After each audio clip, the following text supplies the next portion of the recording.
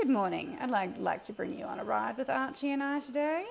This is the last 6 minutes of our training session, so it's just a bit of a brief rundown on what we've been doing. So we started off just by flexing the head and neck in and out, so it's just called a suppling exercise, just enough so I can see a little bit more of the corner of the eye. Then I extended that exercise to yielding the shoulders towards the center of the circle. So flexing him out, yielding the shoulders towards the center of the circle, then flexing him back in and yielding the shoulders back out again.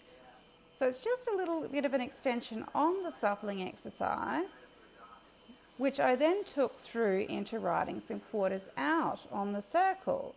So that means that the hindquarters describe a slightly larger circle than the shoulders, which I've then taken into a turn about the forehand to change direction. I did also do that in trot as part of our training process, which I didn't video today. And then, of course, I've repeated it on the other side. Because what I found with Archie as well, he's very good about yielding off my inside aids. He is quite difficult to yield off of my outside aids. So that means he actually falls out of the shoulder on the circle in both directions, which is interesting. And is a little harder to turn because you cannot make the shoulder, well you can, but it's a little bit more difficult to make the shoulders follow the head. So by riding the shoulder yielding exercise, it gives me more control of the outside, which then makes it easier to turn. Once I get more control over the body and all three quadrants of the body, which is the head and neck, the shoulders and the hindquarters, I can then take that through into a shoulder 4 exercise, which is what we moved on into. There we go, stepping off my inside leg again so I can change direction. Like to try and keep things as even as possible on both sides rather than going, oh well, he doesn't go as well in this direction, so I'm going to spend more time on that side. So I did do all of that in trot as well, the yielding the shoulders and stepping the hindquarters out.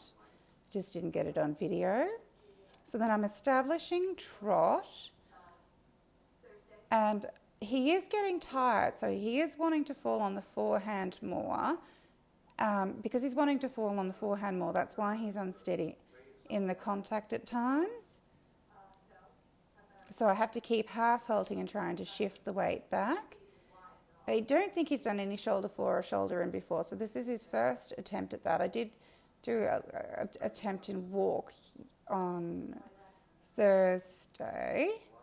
So it's a little shaky, but again, this is the next step from yielding the shoulders in and out, yielding the hindquarters out on the circle, is then to take this onto the straight and do something with it. Now, he does know how to leg yield,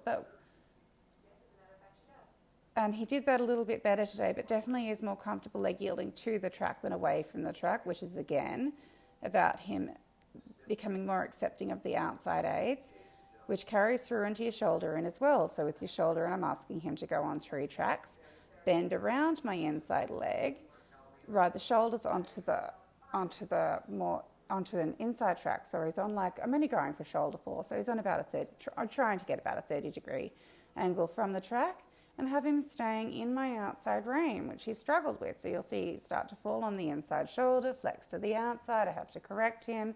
Wants to fall on the forehand and become hollow. That's all a strength thing. He's not been in much work before we got him.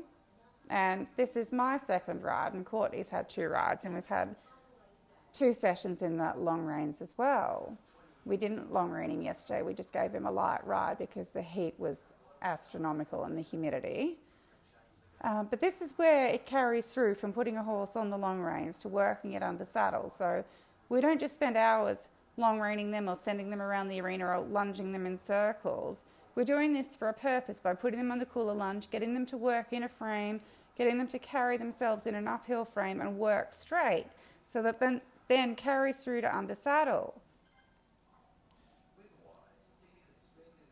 And because Archie is quite responsive to our aids, we have put him, and he's very well trained, he's just out of practice being ridden basically. this is why we put him under saddle, and we will go back onto the long reins again to work on more things.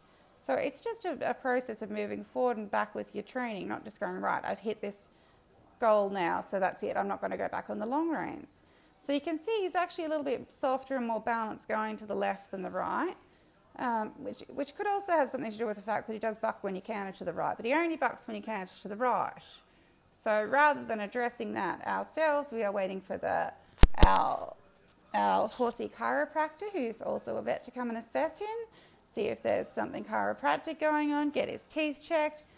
Then when we know that his back is sound and he's feeling okay, then we'll readdress the right canter issue. But as we have no other issues on anything else, we're going to keep going with the training in the areas that he is good at. So thank you for watching. We hope you found this helpful with your training.